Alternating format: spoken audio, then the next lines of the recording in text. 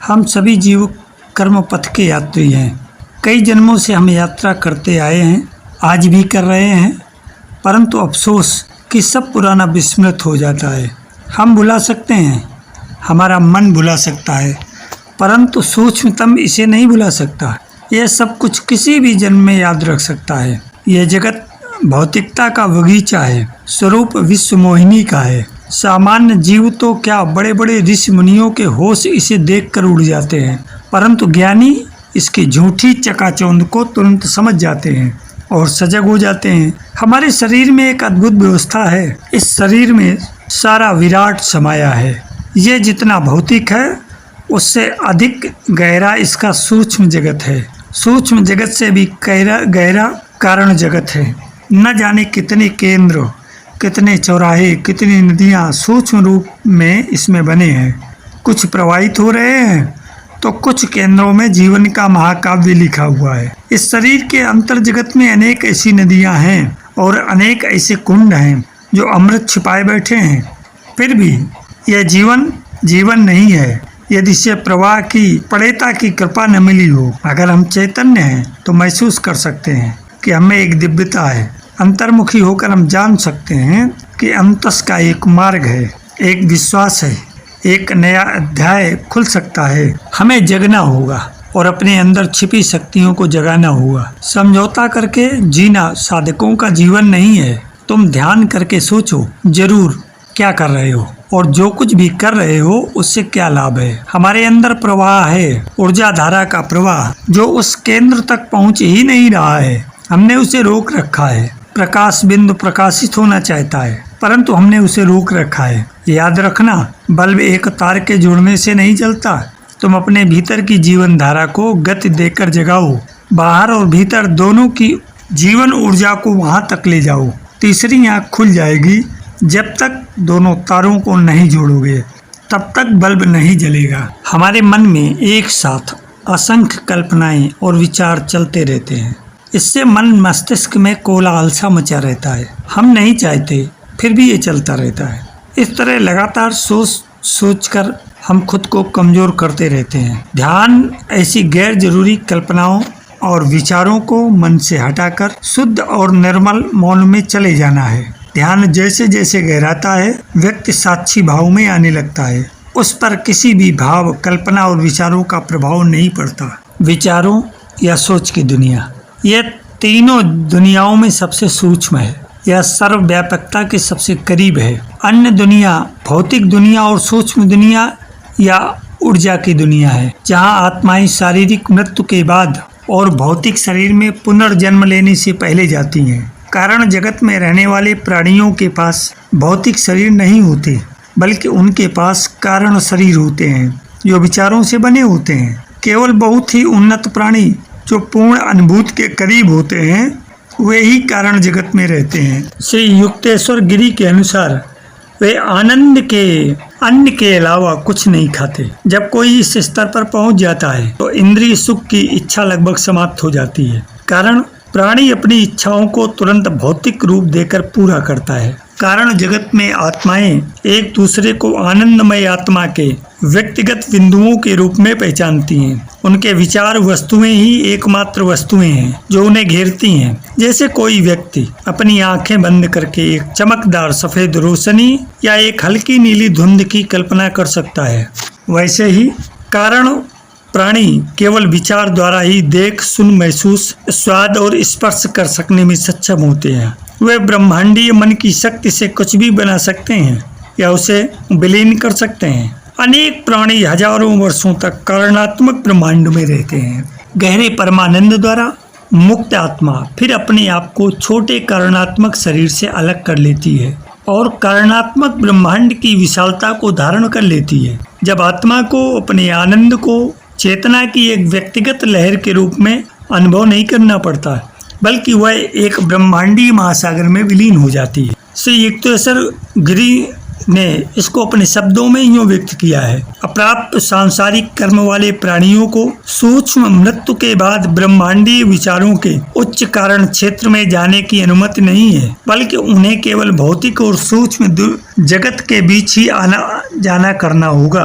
दूसरी ओर सूक्ष्म ब्रह्मांड के सामान्य या लंबे समय से स्थापित निवासी असीम रूप से सूक्ष्म और अधिक नाजुक कारण जगत में चले जाते हैं। ब्रह्मांडीय कानून द्वारा निर्धारित एक निश्चित अवधि के अंत में कारण शरीर के विचार रूप को त्यागने के बाद ये उन्नत प्राणी फिर एक उच्च सूक्ष्म ग्रह पर लौटते हैं। अपने अप्राप्य सूक्ष्म कर्म को पूरा करने के लिए एक नए सूक्ष्म शरीर में पुनर्जन्म लेते हैं। जिस तरह पृथ्वी पर अधिकांश लोगों ने ध्यान अर्जित दृष्टि के माध्यम से सूक्ष्म जीवन के श्रेष्ठ आनंद और लाभों की सराहना करना नहीं सीखा है और इस प्रकार मृत्यु के बाद पृथ्वी के सीमित अपूर्ण सुखों में लौटने की इच्छा रखते हैं, उसी तरह कई सूक्ष्म प्राणी अपने सूक्ष्म शरीर के सामान्य विघटन के दौरान कारण दुनिया में आध्यात्मिक आनंद की उन्नत स्थिति की कल्पना करने में विफल रहते हैं और अधिक स्थूल और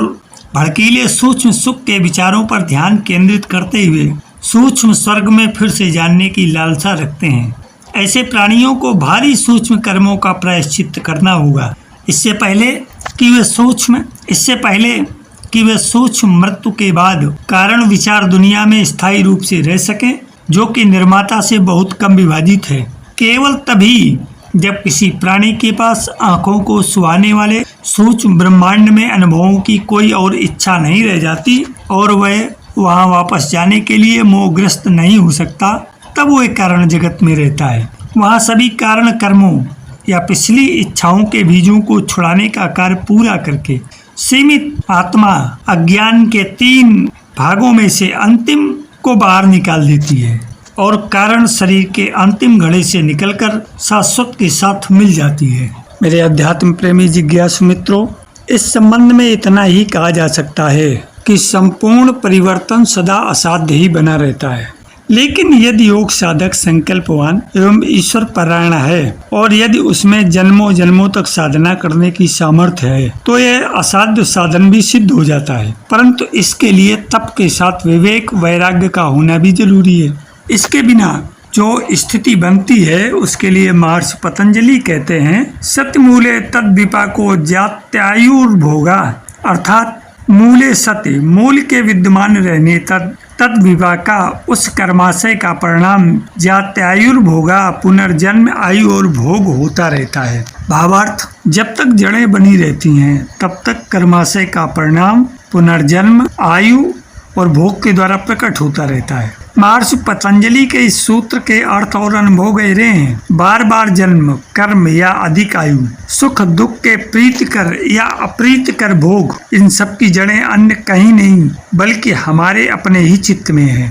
बीता हुआ कल, आज और आने वाला कल हमारे अपने ही कर्माशय से प्रकट हुआ है। यदि हम अपनी स्थिति में परिवर्तन चाहते हैं तो हमें जड़ों से परिवर्तन की प्रक्रिया प्रारंभ करनी होगी। इस सामान्य सच को प्राय हम सभी जानते और मानते हैं कि शुभ कर्मों के परिणाम शुभ एवं अशुभ कर्मों के परिणाम अशुभ होते हैं।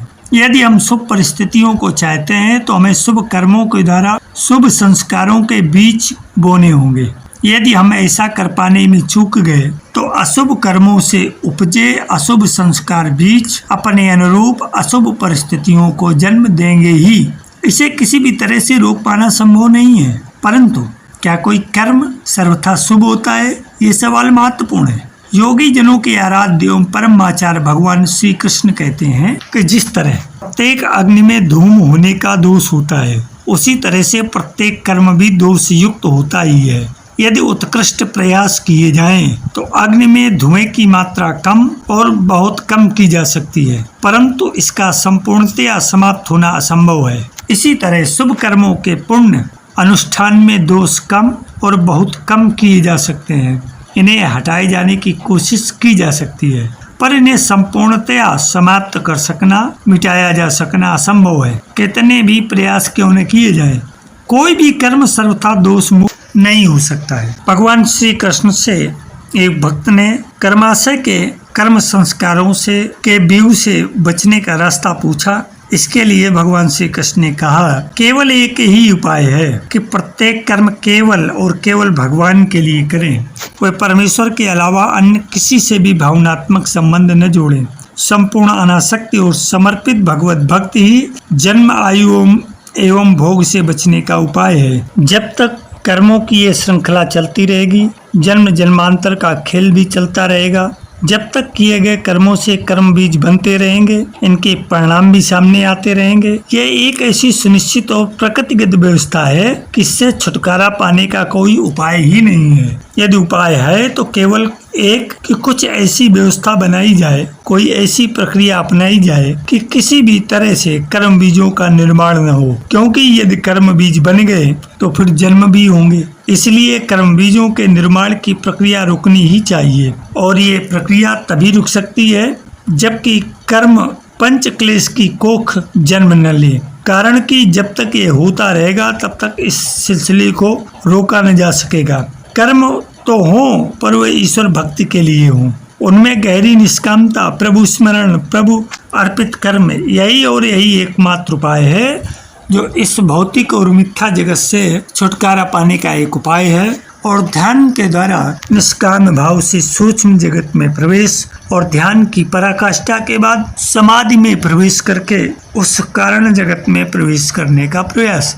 और जब संपूर्ण कर्म बीजों का समूल विनाश उस परमात्म तत्व की कृपा से होता है तो कारण जगत में चिर स्थायी स्थान प्राप्त होता है।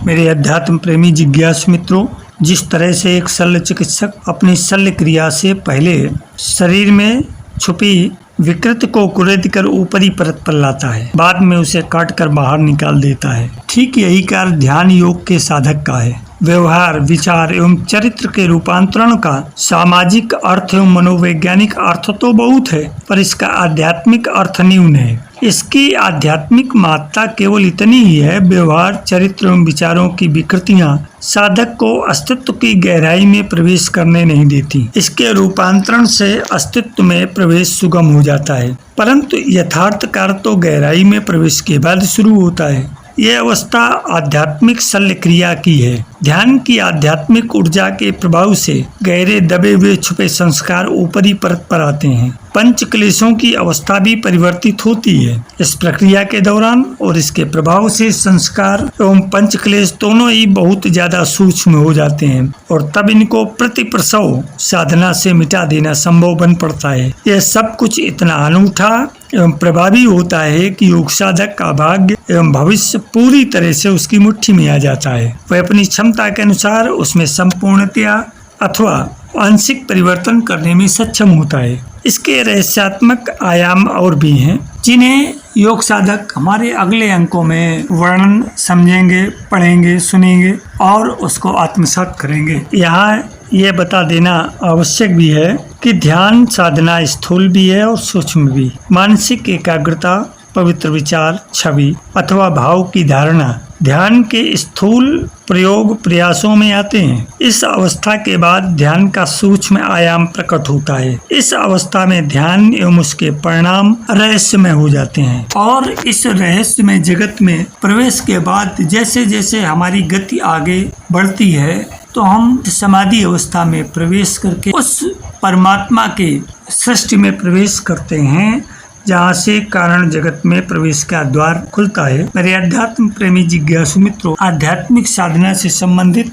अपने जीवन में उतारना, प्रभावी बनाना और इस पथ पर चलना बहुत दुस्साध्य कार्य है। इसके लिए किसी योगी गुरुजन की आवश्यकता होती है। जैसे जैसे ये भी हमारे पूर्व जन्मों के संस्कारों का, विचारों का, भावनाओं का और हमारी साधनात्मक प्रक्रिया का ही परिणाम होगा कि हमको उचित समय पर कोई योग्य गुरु मिले और हमारा पथ प्रशस्त करे, हमको इस भौतिक जगत से सूक्ष्म जगत के माध्यम से होते हुए कारण जगत में प्रवेश का रास्ता प्रशस्त करे। आशा है कि इस अंक से आपको भौतिक जगत से सूक्ष्म जगत के माध्यम से होते हुए कारण जगत में प्रवेश, वहाँ की स्थिति का एक सूक्ष्म विवरण आपके सामने रखा गया, जो आपको बहुत ही पसंद आएगा। आप इसको अपनी मानसिक संकल्पना में धारण करके अपने जीवन को उच्च से उच्चतम, श्रेष्ठ से श्रेष्ठतम, पवित्र से पवित्रतम बनाने का प्रयास करेंगे, दूसरों को भी प्रेरित करेंगे। सफल जीवन की यात्रा के संग में आज इतना ही। धन्यवाद।